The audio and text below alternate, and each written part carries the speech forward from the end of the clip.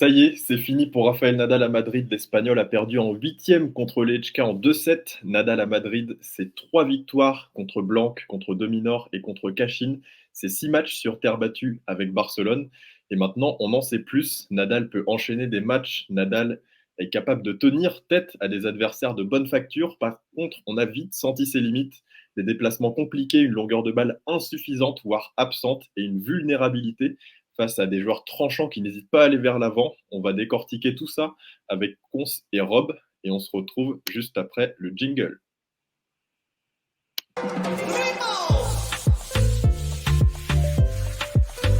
Du coup, Nadal à Madrid, ça y est, c'est terminé. Nadal s'est incliné en 2-7 contre Lehečka.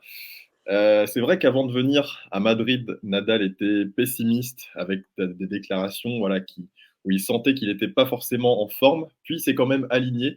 Il a joué 4 matchs, donc c'est une preuve quand même qu'il peut enchaîner. Qu'est-ce qu'on tire globalement de ce tournoi? Qu'est-ce qu'on retient de ces matchs? Est-ce qu'on sent une évolution positive entre son match contre Blanc et son match contre Lehečka? Ou est-ce que, au contraire, ça stagne? Qu'est-ce que tu penses globalement du tournoi de l'Espagnol? Déjà, on peut noter une évolution entre Barcelone et Madrid. Pour avoir vu ces matchs contre Koboli et contre Dominor, on avait vraiment un Rafa très précautionneux sur ses déplacements qui n'osait pas aller vers l'avant. C'était très compliqué pour lui. Il a totalement lâché dans le deuxième set contre Alex Dominor. Et c'est vrai que c'était un petit peu contre nature chez lui, chez ce compétiteur qu'est Rafa. À Madrid, son premier tour contre un adolescent, pas beaucoup d'enseignements. Contre Dominor, c'était mieux parce qu'on a retrouvé un Rafa avec des schémas de jeu de terrien, c'est-à-dire trouver beaucoup de volume sur le revers de son adversaire, l'isoler sur son côté revers pour ensuite l'attaquer sur son côté coup droit. Après, Alex Dominor est passé un petit peu à côté de sa rencontre, commettant beaucoup de fautes. Également, par la qualité de balle de Rafa, qui l'a poussé à la faute. On sait que l'Australien joue très tendu et c'est compliqué sur terre. Mais il y avait du positif. Derrière, contre Cachin, il y a eu un très bon premier set. Un troisième set où j'ai trouvé Rafa assez solide, pas de baisse physique. Par contre, un deuxième set où ça a été plus compliqué. On a retrouvé un Rafa avec une faible longueur de balle, où là, il y a le manque d'automatisme, de confiance, et ça faisait penser un petit peu à un Rafa 2015-2016, qui avait cette balle qui ne giclait pas, qui peinait à sortir du carré de service. Il s'en sort contre Pedro Cachin, qui était un petit peu en admiration devant lui. On l'a vu d'ailleurs à la fin lui demander son maillot.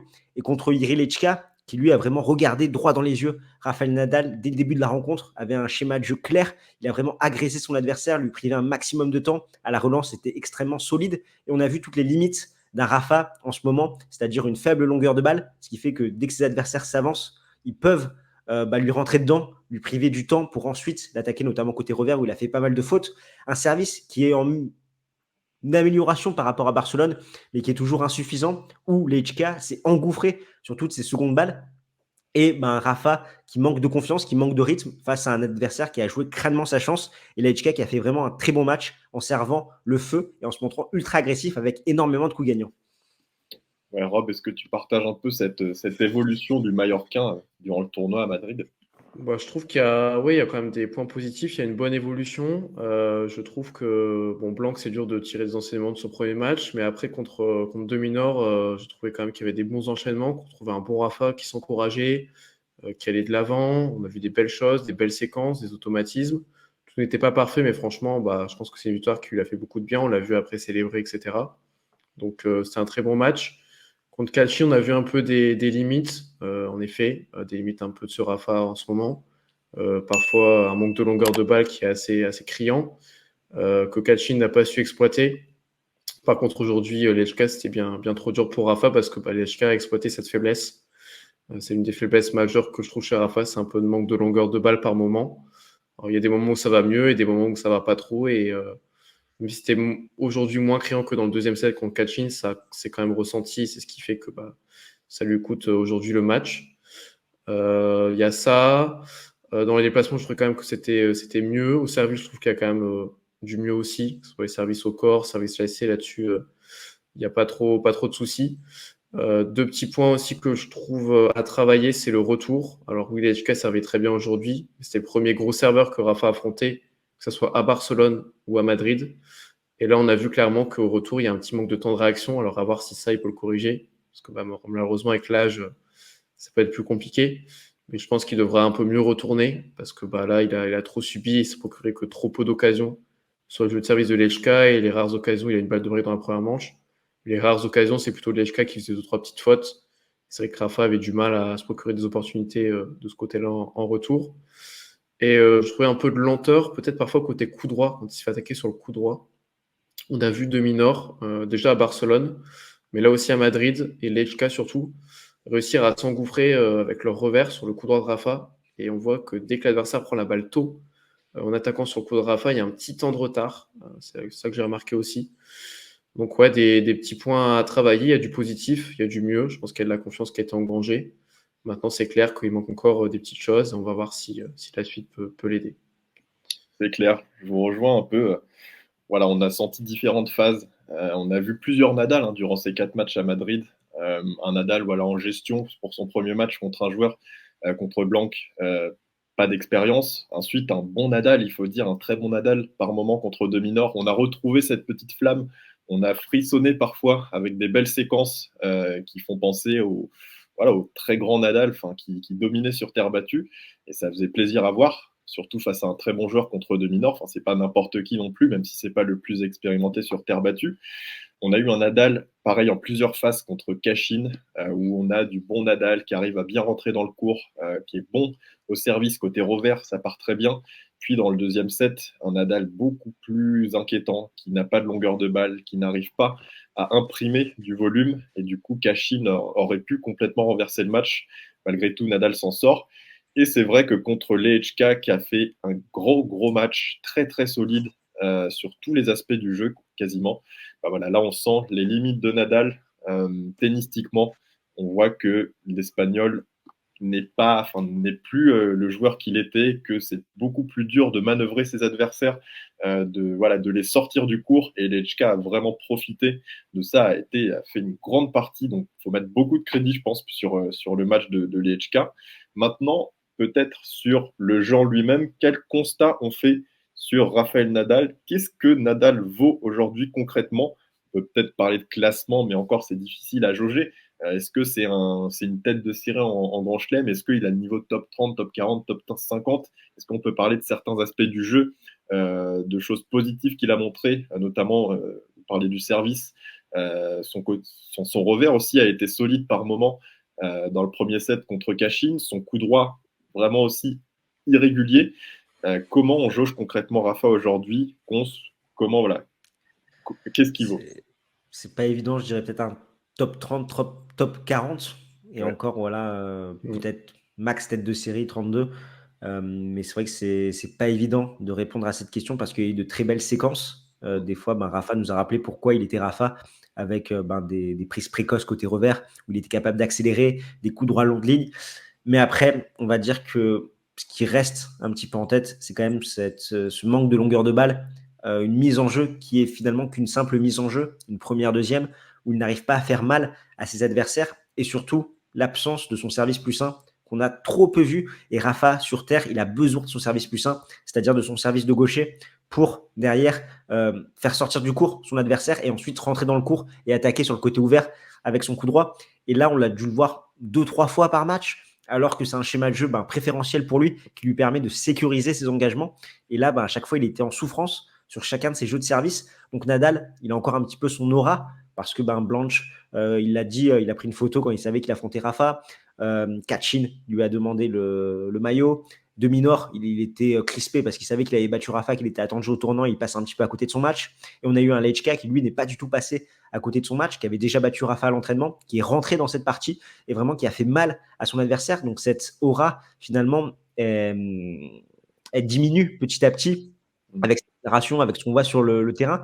Donc qu'est-ce qui reste à Rafa? Je pense le point principal, c'est une science du jeu. On l'a vu contre Alex du Nord. Des fois, il est un peu pâteau, il est lourd. Mais qu'est-ce qu'il a un QI tennis élevé, ce bonhomme, quand même? Ce qu'il est capable de faire pour faire déjouer ses adversaires, les pousser à la faute. Des fois, sa balle, elle ne sort pas, mais il arrive à trouver du volume pour les faire craquer avec un demi-nord qui joue très à plat, qui est un peu trop proche de la balle. Et c'est vraiment ça, le point fort de Rafa à l'heure actuelle, cette grinta, quand il est en communion avec le public et cette capacité à analyser, à faire les bons choix pour justement faire craquer et déjouer ses adversaires. Ouais, pareil, Rob, comment tu jaugerais aujourd'hui Rafa, où est-ce que tu le places?